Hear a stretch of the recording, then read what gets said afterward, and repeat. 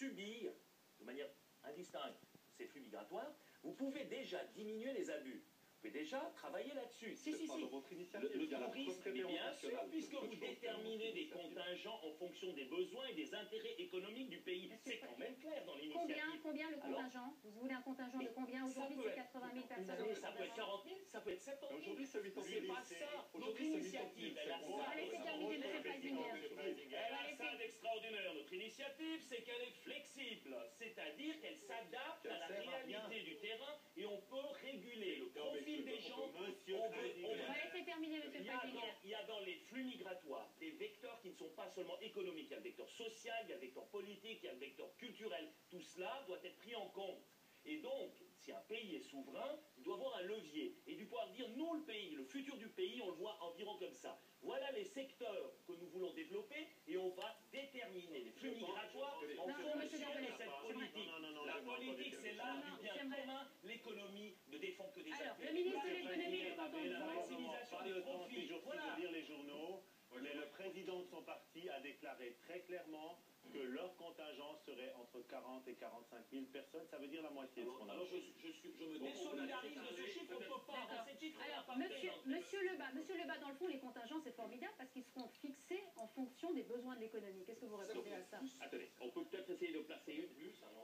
Aujourd'hui, un Portugais, un Italien, un Français qui veut bien travailler et s'installer chez nous, il doit d'abord avoir un contrat de travail. Ça, c'est la réalité. Mais bien sûr, si vous n'avez pas... Il peut venir pour chercher du travail pendant 6 mois non, sans avoir vous de n'avez contrat pas de de travail. permis. Vous n'avez pas de permis si vous n'avez pas un contrat de travail. Il faut arrêter de raconter n'importe quoi.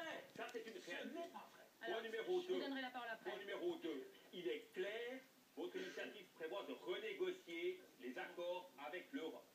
Ça, c'est une réalité de les 3 ans. Vous croyez sérieusement qu'avec les difficultés diplomatiques que nous avons aujourd'hui, avec l'Europe, avec les États-Unis qui nous jalousent, le climat nous permettra de tirer des avantages de ces négociations. Ce sera une catastrophe parce que Attendez, on va laisser terminer, monsieur Lebas. il n'y aura aucune concession de l'Europe, ça c'est absolument clair, et notre économie, nos places de travail, nos places d'apprentissage, 1 sur 2 dépend de nos capacités à exporter. Et par conséquence, de rompre nos négociations et nos relations avec l'Europe conduira, que vous le vouliez ou non, à une situation extrêmement difficile sur le plan économique. Mais ça, vous n'êtes pas prêt à l'assumer. C'est beau de faire des théories. Moi, je vois les gens qui sont au chômage, je vois les difficultés économiques, je vois les patrons qui se battent pour exporter. Cela, il faudrait peut-être un peu les écouter. Et tout cela, absolument tous, ils sont contre votre initiative parce qu'ils savent très bien que leur entreprise, leurs collaborateurs, leurs apprentis seront les premières victimes de votre initiative. Vos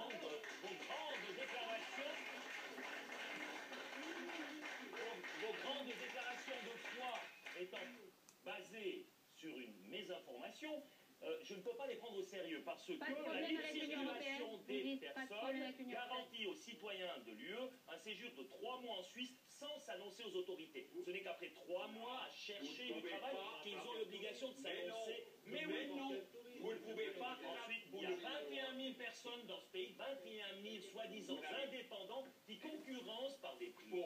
J'ai les chiffres. Pas les entreprises de notre pays. Vous avez les chiffres à les autres? Vous avez les chiffres à les autres du Tessin. Vous avez les chiffres à les autres? Moi, j'ai les chiffres au doigt. J'ai les chiffres au doigt. Je n'arrive pas à parler. Dites monsieur du Tessin, comment monsieur Savoya. Alors, monsieur Savoya, on Oui, dit merci. ici... Parce que sinon, je vais être très cher si on fait le rapport avec les mots que je dis. Alors, écoutez, moi... Est-ce qu'il faut un permis de travail quand on vient travailler en Suisse? Mais chez nous, le problème, ce n'est pas ça. Chez nous, le problème, c'est qu'on a 60 000, c'est-à-dire un poste de travail sur 3 qui est des frontaliers. Et le problème, c'est que chez nous, il y a la préférence étrangère. Ici, on discute de la préférence nationale. Chez nous, il y a la préférence étrangère. On a les annonces sur les journaux italiens et tessinois où on dit les Suisses, ils ne peuvent même pas participer à ce concours parce qu'ils ne vont pas les embaucher. C'est ça. Alors ça, c'est la réalité. Moi, je parle aussi des faits. Peut-être vous vivez dans un canton qui est très heureux, c'est bien pour vous. Nous, on vit dans un canton où la libre circulation, ça a créé des désastres. Et moi, je me demande, est-ce qu'on est en Suisse aussi? Est-ce qu'on a aussi le droit d'être traité mieux, peut-être pas mieux, mais comme les étrangers qui viennent chercher un travail, quand on est des citoyens suisses, ou pas? Ça, c'est ma question. Et quand on parle, moi je suis très favorable au salaire à 4 000 francs, etc., etc. Bien sûr, mais je me demande, on a eu 10 ans pour mettre en place des mesures pour éviter ça. Comment est-ce que dans ces 10 ans, ce désastre s'est produit dans mon canton?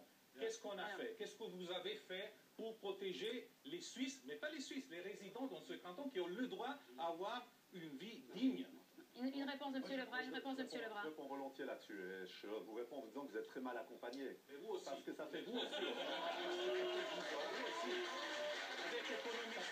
Avec les bourgeois, vous aussi vous êtes mal accompagnés. On ne parle pas de la compagnie, on parle des faits. On ne parle pas de la compagnie parce que si on parle de la compagnie, monsieur, vous êtes aussi dans mauvaise compagnie.